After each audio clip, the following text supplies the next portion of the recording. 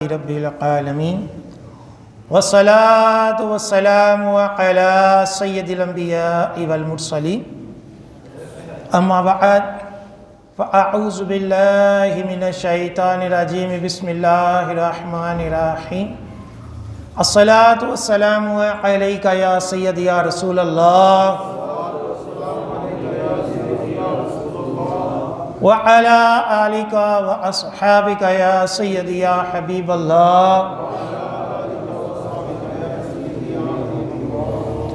الصلاة والسلام عليك يا سيدي يا نبي الله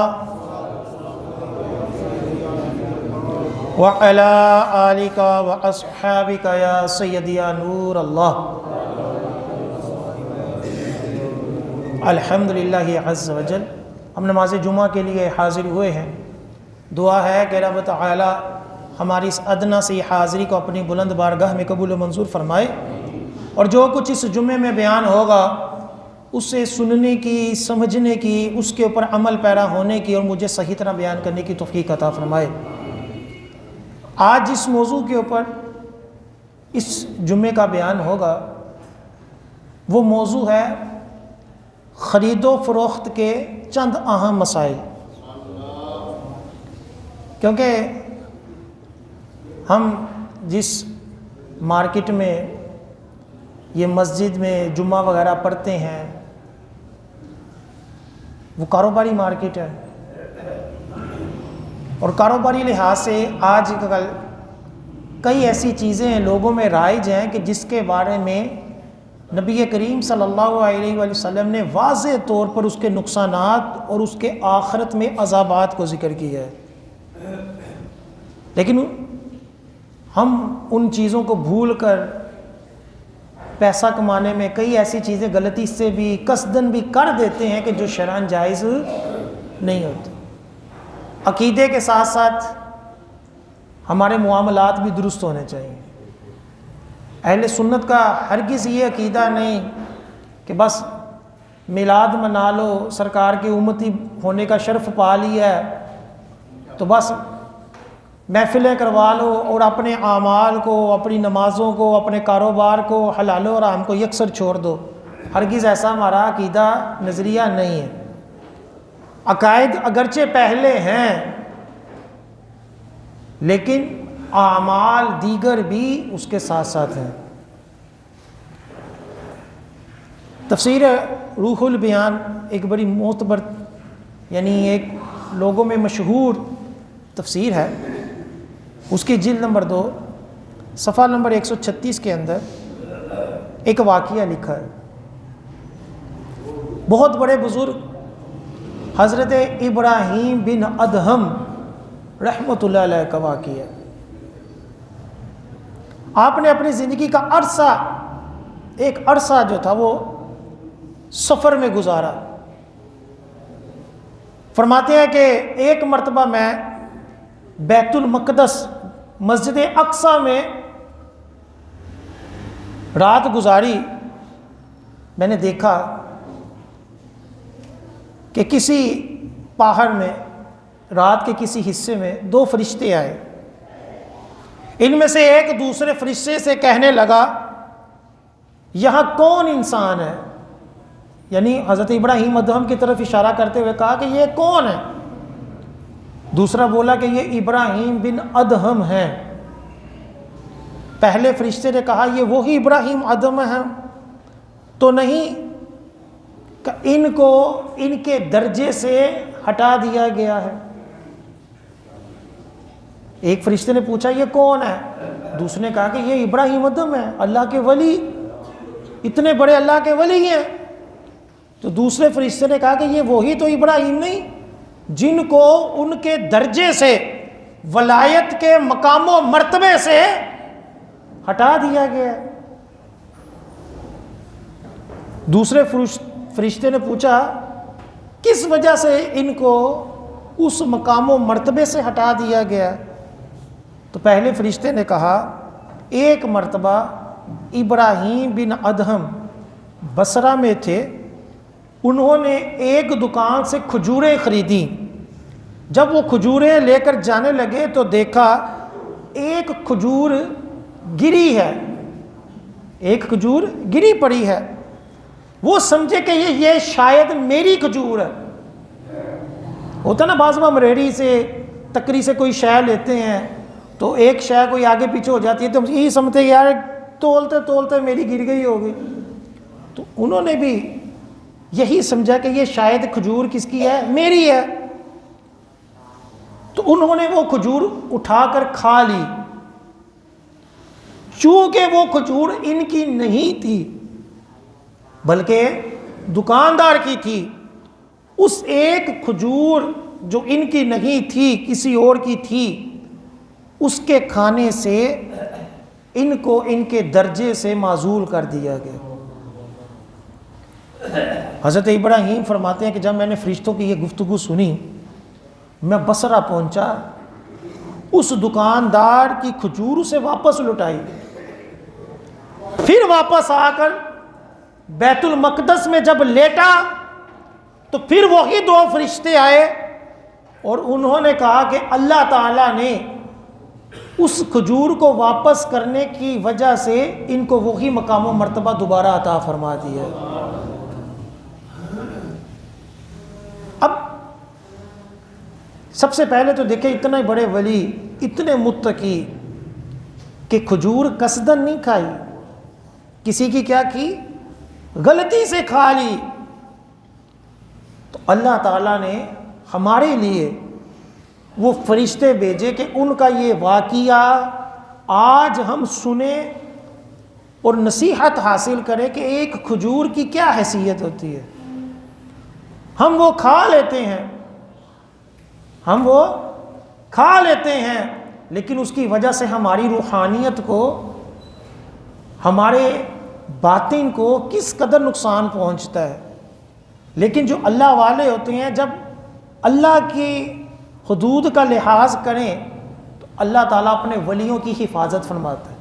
وہ فرشتوں کو بھیج کر اللہ تعالیٰ نے اس ایک کھجور کا حضرت ابراہیم بن ادہم سے ازالہ کروایا اور دوبارہ پھر وہی مقام عطا فرمایا. اللہ تعالیٰ قرآن پاک میں ارشاد فرماتا ہے ان الذین اتقوا اذا مسہم طائف من الشیطان تذکروا فاذا هم مبصرون، کہ جو اللہ سے ڈرتے ہیں، جو اللہ والے ہوتے ہیں، نیک لوگ ہوتے ہیں، جب انہیں کسی شیطانی خیال کی ٹھیس لگتی ہے تو وہ ہوشیار ہو جاتے ہیں، اسی وقت ان کی آنکھیں کھل جاتی ہیں. یعنی اللہ والے جو ہوتے ہیں یہ گناہ کے اوپر کار بند نہیں رہتے، ہیلے بہانے نہیں بناتے، نہیں میری مجبوری ہے، میرا یہ ہے تو میرا وہ ہے، جی مارکیٹ پہ تو چلتا ہی یہ ہے. نہیں، اللہ والے جو ہوتے ہیں جب ان سے کوئی غلطی ہو جائے، شیطان ان سے کوئی گناہ کروا دے تو وہ اللہ والے کیا کرتے ہیں؟ نیک لوگوں کی کیا شان ہے، وہ فوراً اللہ کی بارگاہ میں توبہ کرتے ہیں. ایز اے مسلم اگر ہم سے کوئی غلطی ہو جائے، ایز اے مسلم کوئی ہم سے غلطی ہو جائے تو ہمارا کام اس کے اوپر اڑ کر ایسے ہیلے بہانے بنانا نہیں، بلکہ فوراً کہیں کہ اے مولا مجھے معاف کر دے. اللہ کی بارگاہ میں معافی مانگیں گے، اللہ تعالیٰ جو ہے وہ معاف کرنے والا ہے. آج اب ہم دیکھیں، اپنا محاسبہ کریں، ہم کیا کرتے ہیں، یہ دکاندار کیا کرتے ہیں. ہم خریدنے جائیں، عام طور پر مونگ پھلی خریدی، کوئی انگور خرید لیے، کوئی چھوٹی چھوٹی اس طرح کی چیزیں خریدتے ہیں تو کتنی ہم بیٹھے بیٹھے کھا لیتے ہیں. ایسے پکڑ کے کھا لی، وہ توڑ رہا ہے پھر پکڑ کے پھر کھا لی. ٹھیک ہے، یہی سمجھتے ہیں کہ اس نے کیا کہہ لینا ہے، حالانکہ وہ اس کو اندر سے غصہ بھی چڑھ رہا ہوتا ہے. بالفرض غصہ نہ بھی چڑھے لیکن بغیر اجازت، بغیر کسی شرعی وجہ کے، وہ اپنی کلو کھا لو، اپنی جو کلو کو تول رہے ہو وہ کھا لو، اس کا کیوں اٹھا اٹھا کر کھا رہے ہو. ایک تو یہ. اب دوسرا، ایک ہماری طرف سے بھی ہوتا ہے کہ ہم چیزیں اٹھا اٹھا کر کھا رہے ہوتے ہیں اور اس کو روٹین کی بات سمجھتے ہیں. دوسری طرف والے کیا کرتے ہیں، یا تو چیز کم دے دی، اب مارکیٹوں میں اتنی زیادہ کاروباری لوگوں کے گپلے ہیں، اتنے زیادہ کہ گز چھوٹے کیے ہوئے ہیں، کلو کے وٹے چھوٹے ہیں، ناپ چھوٹے ہیں، دودھ کی گروی جو کلو کے کہہ کر بھی لو تو وہ کلو پوری نہیں ہوتی، اس کے اندر بھی کلو سے تھوڑا ہی دودھ ڈالتے ہیں. یہ الگ ہے، یہ تو صریح حرام ہے. یہاں جو بات ہو رہی ہے وہ غلطی سے ہو رہی ہے کہ غلطی سے اگر کوئی چیز کھا لی جائے، شبہ کا مال کھا لیا جائے، تو اس سے بھی بندے کی نورانیت، اس کی روحانیت ڈسٹرب ہو جاتی ہے. اللہ تعالیٰ کے ہاں جو اس کا مقام و مرتبہ ہوتا ہے وہ حضرت ابراہیم ادھم کے واقعے سے پتہ چلا کہ وہ معزول کر دیے گئے، اور ہم کتنا کچھ کھا لیتے ہیں. اب یہ ہے کہ یہ اس کے سامنے کھا لیا، کئی مرتبہ ایسا ہوتا ہے چپکے سے کھا لیتے ہیں، پورا پورا چوری کر کر کھاتے ہیں کہ اس کو پتہ ہی نہ چلنے دیا، یہ جو کہ صریح حرام ہے. آگے چلتے ہیں. ایک اور تنبیہ المغتارین صفحہ نمبر 47 کے اندر مشہور تابعی ہیں، تابعی ان بزرگوں کو کہا جاتا ہے جنہوں نے صحابہ کی صحبت پائی ہو. حضرت وہب بن منبہ رحمۃ اللہ علیہ فرماتے ہیں بنی اسرائیل کا ایک شخص تھا، اس نے اپنے پچھلے تمام گناہوں سے توبہ کی، 70 سال تک لگاتار اللہ تعالیٰ کی عبادت کرتا رہا، دن کو روزہ رکھتا، رات کو جاگ کر عبادت کرتا، کوئی عمدہ غذا نہ کھاتا، نہ کسی سائے کے نیچے آرام کرتا، یعنی اس قدر مجاہدے کیے، اس قدر اللہ کی بندگی کی. جب اس کا انتقال ہوا تو کسی نے خواب میں دیکھ کر پوچھا ما فعل اللہ بک، اللہ تعالیٰ نے تیرے ساتھ کیا معاملہ کیا؟ اس نے جواب دیا کہ اللہ تعالیٰ نے میرا حساب لیا، میرے سارے گناہ بخش دیے، مگر ایک لکڑی جس سے میں نے اس کی مالک کی اجازت کے بغیر، چھوٹی سی لکڑی اس کے مالک کی اجازت کے بغیر لے کر اپنے دانتوں میں خلال کیا تھا، اللہ تعالیٰ نے اس گناہ کی وجہ سے مجھے جنت سے جانے سے روک دیا. کتنی معمولی سی چھوٹی سی لکڑی ایسے دانتوں میں کسی کی اٹھا کر اس کی اجازت کے بغیر دانتوں میں پھیری تو اللہ تعالیٰ نے اگرچہ گناہ معاف کر دیے لیکن جنت عطا نہ فرمائی، اس وجہ سے کہ تم نے کسی کی شے کیوں اٹھائی.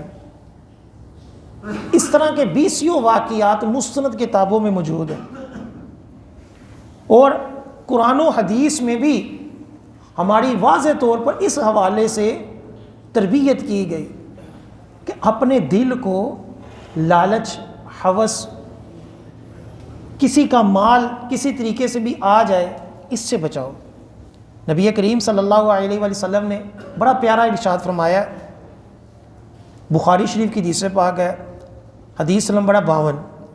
حدیث پاک سنیں، آقا علیہ السلام نے فرمایا کہ سن لو، بے شک جسم میں ایک خون کا لوتھڑا ہے، یعنی دل، جب وہ ٹھیک ہو جائے گا سارا جسم ٹھیک ہو جاتا ہے. جب وہ خون کا لوتھڑا خراب ہو جائے تو سارا جسم خراب ہو جاتا ہے. سنو، وہ خون کا لوتھڑا جو ہے وہ دل ہے، کہ انسان کا دل جو ہے، اگر ہمارا دل لالچ سے پاک ہو جائے، اگر ہمارا دل فریبوں سے پاک ہو جائے، اگر ہمارا دل ہوس سے پاک ہو جائے کہ اگلے کو حرام مال کھلاؤ، اگلے کو کھوتا بھی کھلا دو گوشت کے نام پر، کیا کیا نہیں کھلایا جاتا، ایکسپائر میڈیسن لوگوں کو کھلائی جاتی ہیں، کیا نہیں کھلائے، زہریلے کیمیکل ڈال کر دودھ پلایا جاتا ہے، دودھ کے نام پر کیمیکل بیچا جاتا ہے. 2 نمبر بوتلیں بنا بنا کر پانی کی، ڈرنک بوتلیں بیچ رہے ہوتے ہیں، اور کئی چیزیں. آئے دن اخبارات میں جب چھاپے پڑتے ہیں تو سارا پتہ چلتا ہے دیکھو یہ کس قدر لوگوں کی جانوں کے ساتھ کھیل رہے ہیں. کیا ہوس کہ پیسہ آنا چاہیے، دل اس کا شکار ہے. آقا علیہ السلام نے فرمایا کہ اپنا دل اگر ٹھیک کر لو گے اور سارا جسم ٹھیک ہو جائے گا۔ ہم 2 نمبریاں کر کر پیسہ تو کچھ کما لیتے ہیں، لیکن کبھی جوڑوں کی درد، کبھی شوگر، کبھی بلڈ پریشر ہائی، کبھی گردے فیل، سارا جسم روحانی طور پر بھی ڈسٹرب ہے اور طبی طور پر بھی ڈسٹرب ہے۔ وجہ کیا ہے؟ وجہ وہی کہ اپنا دل جو ہے وہ صاف نہیں کیا۔ اسی طرح حضرت عمر بن صالح رحمۃ اللہ علیہ فرماتے ہیں، ایک مرتبہ میں حضرت امام احمد بن حنبل، 4 اماموں میں سے ایک امام، میں ان کی بارگاہ میں حاضر ہوا۔ میں نے پوچھا، اے امام، اللہ تعالیٰ آپ کے اوپر رحم فرمائے، دل کیسے نرم ہوتے ہیں؟ دل نرم کیسے ہوتے ہیں؟ یہ سوال سن کر امام احمد بن حنبل رحمۃ اللہ علیہ نے اپنا سر جھکا لیا۔ کچھ دیر بعد سر اٹھایا، فرمایا، بیٹا، حلال مال دل کو نرم کرتا ہے۔ دل کا نرم ہو نا تو کسی کے احساسات کو بندہ محسوس کرتا ہے۔ دل سخت ہو تو کوئی بندہ مر رہا ہو ہمیں کوئی احساس نہیں ہوتا، ہم کہتے ہیں مرتا ہے مرے۔ لوگ بچے مر رہے ہیں ہماری غلط میڈیسن کی وجہ سے، ہماری ملاوٹ والی چیزوں سے، ہمیں کوئی فرق نہیں پڑتا، ہم کہتے ہیں مرتے ہیں تو مرے، میرے پیسے آنے چاہیے۔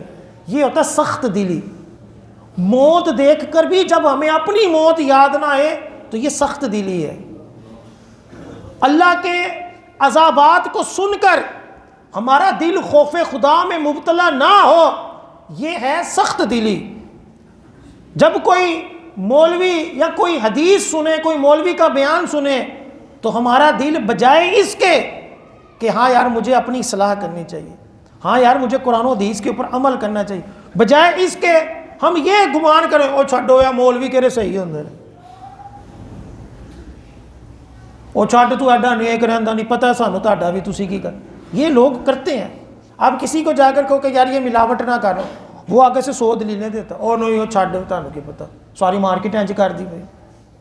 یہ سخت دلی ہے کہ آپ کو کوئی بندہ واز کرے، کوئی نصیحت کرے اور آپ الٹا اس کے اوپر چر دوڑیں، تو یہ سخت دلی ہے۔ اور سخت دل جو ہوتا ہے اس کے اوپر کوئی چیز اثر انداز نہیں ہوتی، اس کو لوگوں کے دکھ درد کا احساس نہیں ہوتا۔ جو نرم دل ہوتے ہیں، جو کسی کے آنسو دیکھ کر ان کے دل کو کھچ پڑ جائے تو یہ سمجھے کہ وہ نرم دل والا ہے۔ جس کو کسی کی غربت دیکھ کر ترس آ جائے یہ سمجھو کہ یہ نرم دل والا ہے۔ جس کو کسی کی بے روزگاری دیکھ کر اس کے دل میں رحم آئے سمجھو کہ یہ نرم دلی ہے۔ تو پرانے دور کے جو لوگ ہوتے تھے وہ دل کو نرم کرنے والی باتیں پوچھتے تھے کہ دل ہمارا کس طرح نرم ہو جائے، کہ اس دل کے اندر ہمیں خوف خدا ہو، اس دل کے اندر ہمیں اللہ تعالیٰ سے محبت ہو، اس کے رسول سے محبت ہو، دینی کاموں کے بارے میں ہماری رغبت ہو، گناہوں سے ہمیں خوف ہو، دوری ہو، بیزاری ہو۔ یہ چیزیں پوچھتے تھے۔ جب حضرت امام احمد بن حنبل سے پوچھا کہ دل کیسے نرم ہوتے ہیں تو آپ نے فرمایا کہ حلال مال سے۔ اسی طرح امام ابو حنیفہ رحمۃ اللہ علیہ کے شاگرد ہیں حضرت امام محمد بن حسن شیبانی رحمۃ اللہ علیہ۔ ان سے ایک مرتبہ کسی نے پوچھا کہ عالی جان، آپ زہد، دنیا سے بے رغبتی، اللہ تعالیٰ کی طرف لو لگانے کو زہد کہتے ہیں، آپ زہد کے موضوع کے اوپر بھی کوئی کتاب لکھیں، یعنی کیا چیزیں ہوں کہ ہمارا اللہ تعالیٰ کی طرف دل لگ جائے۔ اور ٹھیک ہے آپ فقہی کتابیں لکھتے ہیں، نماز کس طرح پڑھنی ہے، زکوٰۃ کس طرح دینی ہے، روزہ کس طرح، ٹھیک ہے یہ بھی فقہی معاملات تو ہیں، کوئی ایسی بھی کتاب لکھیں کہ اللہ تعالیٰ کی طرف کس طرح بندے کی لو لگ جائے۔ کس سے پوچھا جا رہا ہے؟ وقت کے امام، بہت بڑے امام ابو حنیفہ کے خاص شاگردوں میں حضرت امام محمد بن حسن شیبانی رحمۃ اللہ علیہ۔ تو آپ نے پوچھا میں نے اس موضوع کے اوپر کتاب لکھی ہے، میں نے اس موضوع کے اوپر کتاب لکھی ہے، کتاب البیوع لکھی ہے، یعنی خرید و فروخت کی جو کتاب ہے یہ میں نے زہد کے اوپر لکھی ہے، کہ اگر ہمارا خریدنا بیچنا، اگر ہمارا کھانا پینا ٹھیک ہو جائے تو ہماری اللہ تعالیٰ کے ساتھ لو لگ جائے. یعنی وہ کہہ رہے ہیں کہ یہ جو خرید و فروخت کے میں نے مسائل لکھے ہیں، جو خرید و فروخت کے اوپر میں نے کتاب لکھی ہے، یہ کتاب کیا ہے؟ یہ زہد والی کتاب ہے. اس کو یہ نہ سمجھو کہ یہ فقہی معاملات والی ہے، بلکہ یہ زہد ہے کہ اگر ہمارا خریدنا بیچنا کھانا پینا وہی حلال نہیں ہوگا تو ہماری اللہ سے کیسے لو لگے گی. حدیث پاک میں نہیں فرمایا گیا کہ بندہ دعا کرتا ہے اللہ تعالیٰ سے، دور دراز سفر کرتا ہے کہ میری دعا قبول ہو جائے، لیکن آقا علیہ السلام نے فرمایا اللہ تعالیٰ اس کی دعا کیسے قبول کرے کہ اس کا کھانا بھی حرام اور اس کا پہننا بھی حرام.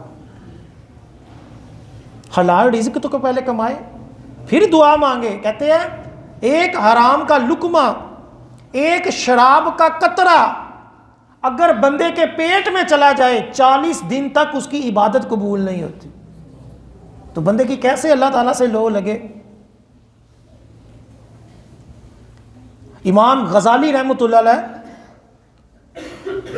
آپ فرماتے ہیں کہ تجارت ایک ایسی کسوٹی ہے، اس کے ذریعے آدمی کے دین اور تقوی کو آزمایا جاتا ہے. آدمی کے دین کو بھی، اور یہ کس قدر اللہ سے ڈرتا ہے، یہ تجارت کے ذریعے بندے کو آزمایا جاتا ہے. کہ لو جی حاجی صاحب کنہ کا کام کر دینے، نمازاں پڑھی جائیے، روزے رکھی جائیے، عمرے کیے جائیں، لیکن جب کاروبار کے اوپر بیٹھا ہے تو چھری تیز ہے، لوگوں کو لوٹ رہے ہیں، لوگوں کو غلط ملت چیزیں دے رہے ہیں. ایک حاجی صاحب کا میں نے واقعہ کسی نے مجھے بتایا، ہمارے علاقے میں ایک اس کی بہت بڑی دکان تھی، ہارڈ ویئر کی دکان تھی، لاکھوں روپے کماتا تھا. تو ایک غریب آدمی اس کی دکان کے آگے جو ہے نا وہ ریڑھی لگاتا تھا، ریڑھی پھلوں کی بیچارہ ریڑھی لگاتا. تو ایک بندہ بتا رہا تھا، کہتا کہ یہ حاجی صاحب روزانہ رات کو جاتے وقت اس وجہ سے کہ میری دکان کے آگے ریڑھی لگائی ہوئی ہے، اس کی ریڑھی میں سے اچھے اچھے پھلوں کا لفافہ بھر کر گھر لے کر جاتا ہے کہ لو جی میری دکان کے آگے ریڑھی لگائی ہوئی ہے. ہمارے یہاں یہ جتنے بھی دکاندار ہیں یہ اسی طرح کرتے ہیں، اپنی دکان کے آگے ریڑھی کھڑی کرنے کے اوپر پیسے لے رہے ہوتے ہیں. حالانکہ شرعاً یہ تو سرکاری جگہ ہے، یہ ان کی جگیر تھوڑی ہے. اپنی دکان کے آگے ایسے بیٹھتے ہیں کہ جیسے یہ ان کے اپنی جگہ ہے، وراثت میں ملی ہوئی ہے. کسی کو موٹر سائیکل نہیں کھڑی کرنے دیں، لڑتے ہیں. یہ شالمی میں کئی دکانوں کے آگے بندہ تھوڑی دیر کے لیے گاڑی کھڑی کر، او مولوی صاحب آگے پیچھے کر لو، ایسے نہ کھڑی کرو. اور جن کی گاڑی کھڑی کرواتے ہیں یا جن کی ریڑھی لگواتے ہیں ان سے پیسے لیتے ہیں وہاں، حالانکہ یہ حرام ہے کہ یہ ہماری دکان تھوڑی ہے، سرکاری روڈ ہے. اور اس ریڑھیوں کی وجہ سے گلیاں آگے تنگ ہوتی ہیں، لیکن پیسے لے کر اپنے آگے گاڑیاں کھڑی کرواتے ہیں، پیسے چل رہے ہیں، ریڑھیاں کھڑی ہوئی ہیں. اب بظاہر بندہ یہی سمجھ رہا ہے کہ یار سارے کر رہے ہیں تو شاید جائز ہے، سارے کر رہے ہیں تو ٹھیک ہے، میں نے بھی کر لیا تو کیا ہوا. جبکہ ایسا نہیں ہے، سارے کر رہے ہیں تو یہ اس چیز کی دلیل نہیں ہوتی کہ یہ جائز ہے. حضرت عمر فاروق رضی اللہ تعالیٰ عنہ اپنے دور حکومت میں پتہ کیا فرماتے تھے؟ آپ فرماتے تھے ہمارے بازار میں وہی بندہ تجارت کرے جس کو شرعی احکام کا پتہ ہے، جس کو شرعی احکام کا پتہ نہیں وہ ہماری بازار میں آ کر تجارت نہ کرے، کہ پتہ ہی نہیں حلال و حرام کیا ہے. اب بظاہر بندہ جو ہے وہ نیک ہے، نمازی پرہیزی ہے، خوف خدا رکھتا ہے، لیکن حضرت امام غزالی کیا فرماتے ہیں؟ اللہ تعالیٰ اس کے تقوی کو، اس کی عبادت کو، اس کے دین کو جب آزماتا ہے تو تجارت کے ذریعے آزماتا ہے کہ اب پتہ چلے گا کہ کتنا ایماندار ہے، اب پتہ چلے گا کہ اس کے اندر لوگوں کا کتنا احساس ہے. یہ ذخیرہ اندوزی کیوں حرام کی گئی؟ ذخیرہ اندوزی کسے کہتے ہیں؟ کہ کھانے پینے کی چیزیں انسانوں کی ہوں یا جانوروں کی ہوں، ان چیزوں کو اس وقت روک لینا کہ جب مارکیٹ میں وہ چیزیں مل نہ رہی ہو، قحط پڑ جائے، اور بندہ اس وجہ سے اس کو روک لے کہ اور مہنگی ہوگی تو میں بیچوں گا، اور لوگوں کو وہ چیز کھانے کی مل نہ رہی ہو۔ اب پیناڈول کی گولی سمجھ لیں، یا ڈینگی کے دنوں میں ہونا کیا چاہیے تھا، ہمارے اندر احساس ہونا چاہیے تھا کہ یار جو بیمار ہے، چلو یار پہلے اگر 2 روپے کی تھی کہ چلو میں 1.5 روپیہ کما لوں، یار چلو 2.25 کما لوں، اور میری اولاد کا میرا ہی صدقہ نکل جائے۔ الٹا وہ 2 روپے کی گولی جو ہوتی ہے وہ 10 روپے کی ہو جاتی ہے، پھر بھی نہیں ملتی، اور زیادہ اس کو رکھ لیتے ہیں کہ اور مہنگی ہو لے۔ اسی طرح دیگر چیزیں ہیں، چینی جب شارٹ پڑ جائے تو وہ مہنگی ہو جاتی ہے۔ کوئی بندہ مشہور کر دے کہ لو جی گنڈے کھان دے نال کرونا نہیں ہوتا تے ڈینگی نہیں ہوتی، تو وہ گنڈے جڑے 10 روپے کلو ہوندے نے وہ بعد 200 روپے دے کلو ہو جاندے، روک لیتے ہیں اس کو کہ چلو جی مہنگے ہوندے ہوں۔ یہ ہماری بے حسی ہے۔ رمضان کے دنوں میں بھی یہی ہوتا ہے۔ رمضان کے دنوں میں، عام دنوں میں جو چیز سستی ہوتی ہے، ہونا یہ چاہیے کہ رمضان کے دنوں میں چلو یار غریب بندہ بھی روزہ رکھ لے، چلو یار اس کی بھی ہانڈی روٹی چل جائے، اور وہ بھی پھلوں کے ساتھ افطار کر لے۔ وہی پھل جو عام دنوں میں 150-200 روپے کلو ہوتا ہے، رمضان میں وہ 400 روپے کلو ہو جاتا ہے۔ اللہ تعالیٰ آزماتا ہے کہ تم کتنے دیندار ہو، کتنے نمازی پرہیزی ہو، تجارت کے ذریعے پھر اللہ تعالیٰ اس کو آزماتا ہے، اور جو اس آزمائش میں پورا اتر جائے، جو ایمانداری سے خیر خواہی کے ساتھ تجارت کرے۔ سنیں حدیث پاک، ترمذی شریف کی حدیث پاک ہے، صفحہ نمبر 316، حدیث پاک ہے 1209۔ نبی کریم صلی اللہ علیہ وآلہ وسلم نے ارشاد فرمایا، التاجر صدوق الامین، کہ جو سچا تاجر ہوگا، مع النبیین والصدیقین والشہداء، کہ سچا تاجر قیامت والے دن نبیوں، صدیقوں اور شہداء کے ساتھ اٹھایا جائے گا۔ جو سچا تاجر ہو، یہ نہیں اور نہیں جی اینی تے سانو کار نہیں پیندی۔ ہر بندہ، ہر دکاندار یہی جملہ بولے، اینی تے سانو کار نہیں پیندی، بعد میں اتنی کی بیچ رہے ہوتے ہیں۔ اور نہیں جی نہیں وارہ نہیں کھاندی، نہیں جی نہیں وارہ نہیں کھاندی۔ یا ہم کسی سے چینج لینے چلے جائیں کہ یار یہ 1000 روپے کا چینج دے دو، تو دکان نہیں یار نہیں ہے، کیا ضرورت ہے جھوٹ بولنے، کہہ دو کہ یار تھوڑے ہیں میں نہیں دے سکتا۔ یہ کہنا کہ ہے ہی نہیں، یا یہ کہنا کہ اتنی کی ہمیں وارہ ہی نہیں پڑتی، اینی تو سانو کار دی نہیں پئی، اتنے جھوٹ بولے تو کیا ہوا؟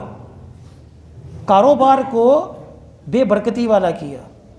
لیکن اگر سچ بولیں، صحیح چیز جو صحیح بنتی ہے، کسی کو بیوقوف بنائے بغیر صحیح طریقے سے مناسب نفع رکھ کر اس کو بیچو، کوئی فریب نہ کرو، کچھ نہ کرو، تو کتنی بڑی فضیلت ہے کہ قیامت والے دن بندہ سچا تاجر نبیوں کے ساتھ، شہداء کے ساتھ اور صدیقوں کے ساتھ اٹھایا جائے گا۔ اسی طرح نبی کریم صلی اللہ علیہ وآلہ وسلم نے ایک جگہ پر یہ بھی ارشاد فرمایا، سنیں، ترمذی شریف کی حدیث پاک ہے، حدیث پاک ہے 1210۔ نبی کریم صلی اللہ علیہ وسلم نے فرمایا، قیامت والے دن سارے تاجر بدکار اٹھائے جائیں گے۔ سارے تاجر قیامت والے دن بدکار اٹھائے جائیں گے، مگر وہ جو تاجر تقوی اپنائے، نیکی اور بلائی کرے اور سچ بولے۔ جو ایسے تاجر ہوں گے وہ الگ کر دیے جائیں گے، ورنہ سرکار فرما رہے ہیں، ترمذی شریف کی حدیث پاک ہے کہ سارے کے سارے تاجر جو ہوں گے وہ گناہ گار ہی اٹھائے جائیں گے، ان کا حال ایک جیسا ہی ہے، الا یہ کہ اگر وہ سچا تاجر ہوگا، اگر وہ خوف خدا کرنے والا ہوگا، تو اللہ تعالیٰ اس کو پھر نبیوں کے ساتھ، صدیقوں کے ساتھ اور شہداء کے ساتھ اٹھائے گا۔ اسی طرح ایک حدیث پاک ہے بخاری شریف کی، حدیث پاک ہے 2076۔ نبی کریم صلی اللہ علیہ وآلہ وسلم نے ارشاد فرمایا، اللہ پاک اس شخص پر رحمت کرے جو نرم ہو جب بیچے اور خریدے اور جب تقاضا کرے، یعنی نرم طریقے سے بیچے تب بھی اچھے انداز سے بیچے، جو خریدنے والا ہو وہ بھی اچھے انداز سے خریدے۔ پھر اگر ادھار چیز خریدی ہے یا بیچی ہے تو نرم انداز سے اپنا ادھار جو قرض ہے وہ واپس کرے، اور دوسرا بندہ بھی نرم انداز سے اس سے اپنا قرض واپس لے۔ آقا علیہ السلام نے اس کے لیے دعا دی کہ اللہ تعالیٰ اس کے اوپر رحم کرے۔ سرکار دعا دے رہے ہیں کس شخص کے اوپر کہ جب خرید و فروخت کرو تو ایسے نہیں کہ امیر کو دیکھ کر تو اس کے آگے بچ جاؤ، اور غریب کو دیکھ کے بندہ منہ بنا کے کوئی پتہ نہیں انہیں کری لینی ہے، اس کے ساتھ تحقیرانہ انداز ہو، اور چلو چل جا نہیں ملنی، چل لگے ہو۔ ہمارے یہاں پہلے زمانوں میں ہم چھوٹے ہوتے تھے نا تو دکاندار کو ترلے لیتے دیکھتے تھے، جی دیکھے تو صحیح، باجی یہ دیکھو تو صحیح، باجی میں اور دکھا دیتا ہوں، ہوں سارے یاد کر گئے نا، اس لیے برکت بھی کوئی نہیں۔ پہلے ایک کماتا تھا، ایک دکان ہوتی تھی، سارے گھر والے، اب وہ ساری اولاد کو بھی دکان کے اندر ڈال لیتا، پھر بھی پوری نہیں پڑتی۔ وجہ کیا ہے؟ شریعت کے احکام، کہ جہاں حلال و حرام کی تمیز ختم ہوئی وہاں اخلاقیات بھی ختم ہو گئے۔ یہ جو ریڑھی والے ہوتے ہیں نا، وہ گاڑی والا ایسے آئے گا نا، ریڑھی والا اچھا پھل اٹھا کر اسی ریٹ کے اوپر اس کو دے گا، اسی ریٹ کے اوپر وہی چیز دے گا، اور اچھا دے گا کہ چلو آئندہ بھی آوے گڈی والا ہے۔ تو کوئی ہم جیسا غریب کھڑا ہوگا تو اس کو اسی ریٹ کے اوپر گندے دے گا کہ انہیں کہا بات چوانا۔ یہ ہوتی ہے کہ بندے کے دل کے اندر جو ہوتی ہے نا، کیا کریں کہ انصاف بھی نہیں، نہ خیر خواہی ہے، نہ نرم دلی ہے۔ اب سرکار کیا فرماتے ہیں کہ اچھے طریقے سے خرید و فروخت کرو، نہ دکاندار زیادہ سخت بولے، نہ جو کسٹمر ہے وہ بھی ذلیل والا انداز نہ اپنائے، پیار محبت سے گفتگو کرو، لینی ہے لو، نہیں لینی تو جاؤ، بات ختم۔ پھر یہ کہ اگر ادھار ہو گئی ہے، ہمارے یہاں جب ادھار لینا ہوتا ہے نا اتنے پیار سے ضرور یہ بس 1-2 دنوں تک میں تمہیں دینا ہے، انہیں دیتی تھی، انہیں تاری مہربانی کرم فرما دیو، بچے چھوٹے نے بھوک لگی ہے، یہ اس طرح کہہ کے لے جاتے ہیں۔ بعد جو کہنے لگا کاڈا جا میں نہیں دینے، جو مرضی کر لے۔ پہلے عاجزی، جب قرض لینا ہوتا ہے، جب ادھار چیز لینی ہو، پہلے عاجزی، بعد میں بدماشی کرتے ہیں، جا نہیں جو مرضی کر لے۔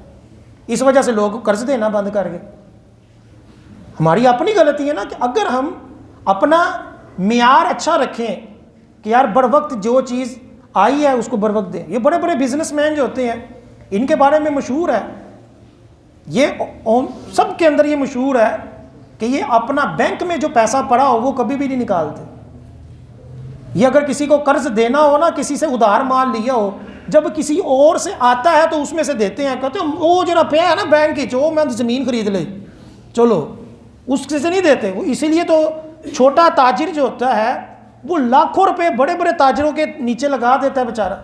اب اس کو تاجر کو اتنا نہیں پتہ ہوتا کہ یہ چھوٹا تاجر ہے، اس کو میں نقد پیسے دوں گا تو اس نے بیچارے آگے جا کر اپنے کارخانے داروں کو، اپنے ملازمین کو دینی ہے، تنخواہیں دینی ہے، یہ اس کا مال دبا کر بیٹھے ہوتے ہیں۔ جی جو عید آئے گی، کئی دکانوں میں تو ہوتا ہے، مارکیٹوں میں عید والے دن پورے کا پورا حساب کلیئر ہوتا ہے، پورا سال بعد جو بھی لینا دینا ہو وہ پورا سال کلیئر کرتے، کیا ضرورت۔ حدیث پاک میں فرمایا گیا کہ غنی کا قرض میں لیٹ کرنا، غنی کا قرض میں لیٹ کرنا، کہ پیسہ پڑا ہوا ہے پھر بھی پیسہ نہیں دے رہا، فرمایا کہ یہ ظلم ہے۔ اور اسی وجہ سے فرمایا کہ جب حج کرنے جاؤ یا عمرہ کرنے جاؤ، جس کا پہلے قرض ہے وہ ادا کرو، اگر ادا نہیں کر سکتے یا اس کی طرف سے تقاضا نہیں تو پھر بھی اس سے اجازت لے کر جاؤ کہ یار میں جا رہا ہوں، بعد میں انشاءاللہ میں تمہارا قرض لوٹاؤں، اس کو خوش کر جاؤ۔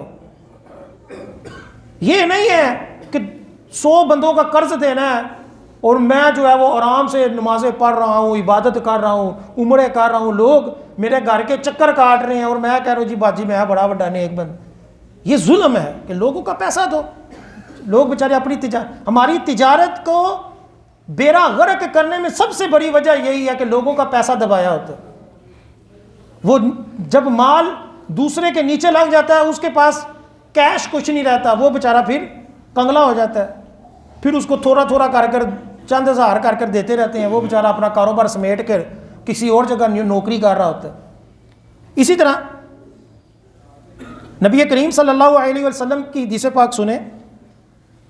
احیاء العلوم میں امام غزالی نے اس حدیث پاک کو نقل کیا کہ سچا تاجر اللہ پاک کے نزدیک عبادت گزار سے بھی افضل ہے.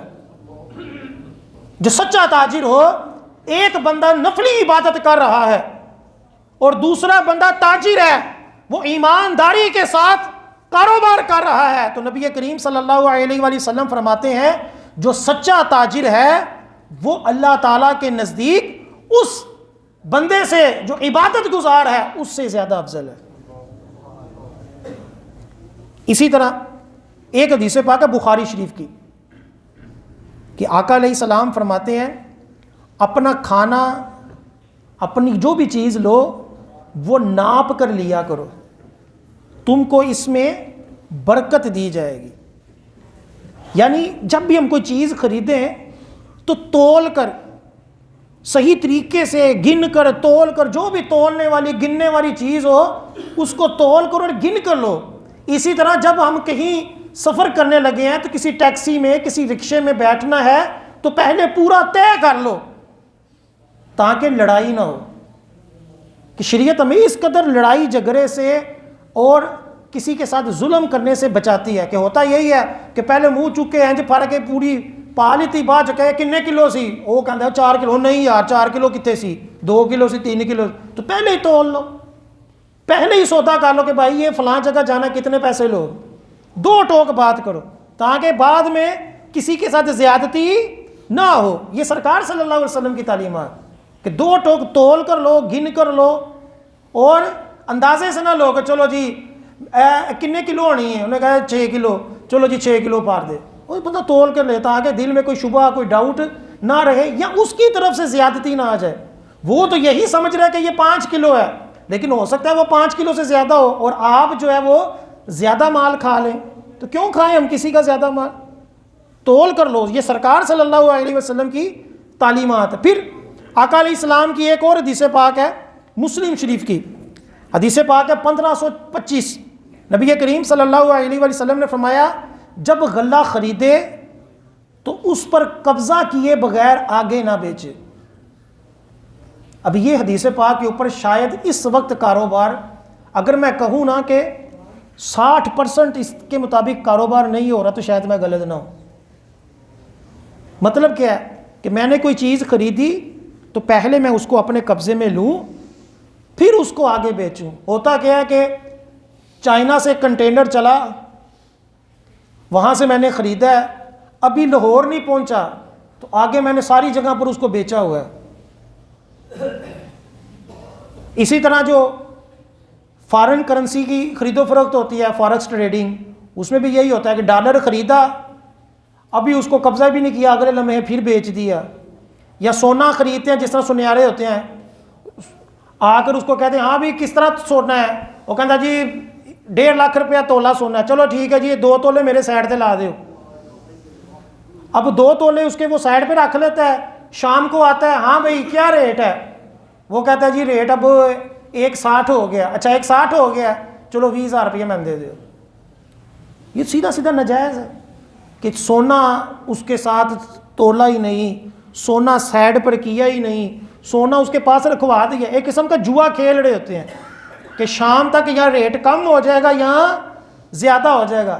زیادہ ہو جائے گا تو میں جو 2 تولے سونے لکھوائے ہوئے تھے اس میں سے میری 20,000 کی دیہڑی لگ جائے گی. اور شام کو اگر 1.5 لاکھ سے سونا کم ہو گیا تو اس کو پلے سے پیسے دینے پڑے.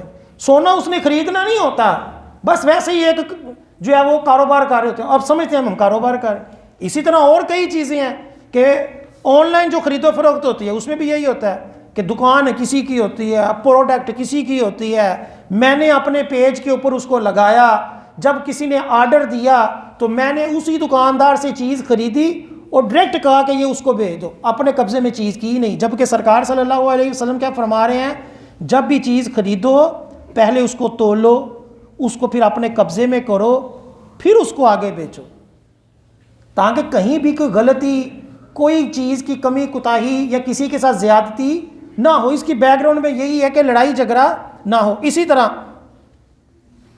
حدیث پاک میں ہے، نبی کریم صلی اللہ علیہ وآلہ وسلم نے ارشاد فرمایا، بخاری شریف کی حدیث پاک ہے کہ بیچنے اور خریدنے والے اگر سچ بولیں اور چیز کا عیب اگر ہو تو بیان کر دیں تو اس کے سودے میں برکت رکھ دی جاتی ہے، اور اگر عیبوں کو چھپائیں اور جھوٹ بولیں تو اس کے سودے میں سے برکت اٹھا لی جاتی۔ اب ہم بتائیں دونوں طرفوں سے، کسٹمر بھی اور ایز اے تاجر دونوں کیا کرتے ہیں؟ کسٹمر جو ہوتا ہے پاٹا پرانا نوٹ تھلے کر کے وارد ہے کہ تاکہ پتہ ہی نہ چلے، نکل جائے کسی طریقے، اور جو بیچنے والا ہوتا ہے وہ بھی گندی مندی چیز تھلے کر کے رکھتا ہے تاکہ اندھی بھی نظر نہ پڑے۔ اب سرکار صلی اللہ علیہ وسلم کیا فرما رہے ہیں بخاری شریف کی حدیث پاک کہ اگر دونوں میں سے ایک بندہ بھی جھوٹ بولے، عیب چھپائے، تو اللہ تعالیٰ اس سودے میں سے برکت اٹھا لیتا ہے۔ اب بظاہر میں نے نقلی نوٹ چلا دیا، حالانکہ وہ حرام ہے، نقلی نوٹ کسی کو بھی کسی طریقے سے بھی دے کر اس سے چیز لے لینا یہ حرام ہے، یا ایسا پھٹا ہوا نوٹ ہے کہ جو چلتا ہی نہیں ہے، اس کو میں نے کسی طریقے سے چلا دیا اور دکاندار کی نظر نہیں پڑی، اس کا تو بیچارے کا نقصان کر دیا، یہ تو حرام ہے۔ اب یہاں بات ہو رہی ہے کہ جو نقلی بھی نہیں، بالکل پھٹا ہوا بھی نہیں، لیکن عیب والا، کچھ اس کے اندر کیا ہے، عیب ہے، چل سکتا ہے، تھوڑی سی مشقت کرنی پڑے گی، ہو سکتا ہے اس کو اسٹیٹ بینک جا کر نوٹ چینج کروانا پڑے، بس مثال ہے۔ سرکار صلی اللہ علیہ وسلم فرماتے ہیں اس سودے میں سے برکت اٹھا لی جائے گی۔ اور جس نے خراب مال بیچ دیا، ہمارے ساتھ، میرے ساتھ کئی مرتبہ ہوا، کہتے بھی ہے کہ حضور صحیح امب پانا تھا، مہربانی صحیح سیب کیلے پانا، اس کے باوجود جب گھر جا کر دیکھتے ہیں کہ 2 کلو لے کر گئے ہوں تو آدھا کلو بعض وقت بالکل خراب، بالکل ہی گندے ڈالے ہوتے ہیں، کوئی نہیں۔ اب یہ حرام ہے کہ جو چیز بالکل خراب ہو چکی ہے دکاندار کا اس کو بیچنا حرام ہے۔ اگر وہ بالکل خراب نہیں ہے لیکن عیب والی ہے، تھوڑی سی عیب ہے، پھر بھی اس نے بیچ دیا بغیر بتائے، تو سرکار فرما رہے ہیں کہ اس میں سے برکت اٹھا لی جاتی ہے۔ ایک اور حدیث پاک میں آقا علیہ السلام نے اس کے اوپر باقاعدہ وعید ارشاد فرمائی کہ جو بندہ عیب والی چیز بیچے گا اس کے اوپر لعنت، اس کے اوپر عذاب، اس کے اوپر دیگر جو ہے نا کہ اخروی عذابات کے بارے میں حدیث پاک ہے۔ تو اس طرح ہمارے یہاں جو چیزیں رائج ہو گئیں، 2 نمبری ہیں، ملاوٹ والی چیزیں بھی، عیب والی چیزیں بھی، کہ کسی طرح یہ نکل جائے، میری جان چھوٹ جائے، جبکہ شریعت جو ہے وہ اس چیز کے کیا کہتی ہے کہ برکت بھی نہیں رہی۔ اسی طرح قسم کھانی، ہمارے یہاں دکاندار قسمیں کھاتے ہیں، اللہ دی قسمیں، اللہ دی قسمیں، جبکہ سرکار صلی اللہ علیہ وآلہ وسلم نے فرمایا اگر سچی قسم بھی کاروبار میں کھائی گئی، سچی قسم کھائی، نبی کریم صلی اللہ علیہ وآلہ وسلم نے فرمایا کہ اس سے برکت اٹھا دی جاتی۔ تو اگر جھوٹی کھائی تو پھر کیا ہوگا؟ آج ہم جو روتے ہیں نا کہ یار یہ حکومتیں نہیں ٹھیک، یہ ہمارا فلاں لیڈر ٹھیک ہے، فلاں نہیں ٹھیک، اپنی سیاسی بحث کرتے رہتے ہیں، اپنے طور پر ہم نے فارمولے بنائے ہوئے ہیں کہ میرا لیڈر آئے گا تو سارا کچھ ٹھیک ہو جائے گا، فلاں لیڈر آئے گا تو ٹھیک ہو جائے گا۔ حقیقت بات ہے کہ جب تک ہم خود ٹھیک نہیں ہوں گے کچھ بھی ٹھیک نہیں ہو۔ معاشرہ جو ہے وہ فرد سے بنتا ہے، اور افراد میں تاجر طبقہ ایک بڑا اہم طبقہ ہے۔ اگر تاجر طبقہ نہ ہو تو ہمارے ملک کی معیشت تباہ ہو جائے، لوگ بے روزگار ہو جائیں، تاجروں کے ساتھ ہی پورے کا پورا ملک چل رہا ہے۔ اور اگر تاجر طبقہ خیر خواہ ہو جائے، تاجر طبقہ اگر ایماندار ہو جائے، ہمارا ملک بھی سنور جائے، اور تاجروں کو آخرت میں کیا جزا ملے گی کہ آقا علیہ السلام نے فرمایا کہ اللہ تعالیٰ سچے تاجر کو نبیوں کے ساتھ، صدیقین کے ساتھ اور شہداء کے ساتھ اٹھائے گا۔ اللہ اکبر یا رسول اللہ صلی اللہ۔ تو خلاصہ کلام یہ ہے کہ خرید و فروخت کے بڑے احکام ہیں، کون سا کاروبار جائز ہے، کون سا نہیں جائز، کس طرح خرید و فروخت کرنی ہے، کس طرح ناپنا ہے، کس طرح تولنا ہے، کس طرح ملازم رکھنا ہے، اور ملازم کے لیے بھی ہے کہ میں نے کس طرح اپنی ڈیوٹی سر انجام دینی ہے۔ یہ پورے کے پورے ابواب ہیں، ان کے اوپر ہزاروں مسائل کتابوں میں لکھے ہوئے ہیں، لیکن ہمارے پاس ٹائم ہی نہیں ہے۔ ہم جو مارکیٹ میں چل رہا ہوتا ہے اسی طرح کر رہے ہوتے ہیں، اسی طرح کما رہے ہوتے ہیں، جس کی وجہ سے ہماری تجارت میں برکت نہیں۔ جب نقصان ہوتا ہے تو پوری بلڈنگیں تباہ ہو جاتی ہیں، اس کے پیچھے حادثہ جو ہوتا ہے اس کے پیچھے اصل میں ہمارے اعمال ہوتے ہیں۔ اللہ تعالی ہم سب کو رزق حلال کمانے کی توفیق عطا فرمائے، ہم سب کے رزق حلال میں برکتیں بھی عطا فرمائے، آمین ثم آمین۔ ابھی اذان ہوگی، اس کے بعد آپ سنتیں پڑھ لیجیے۔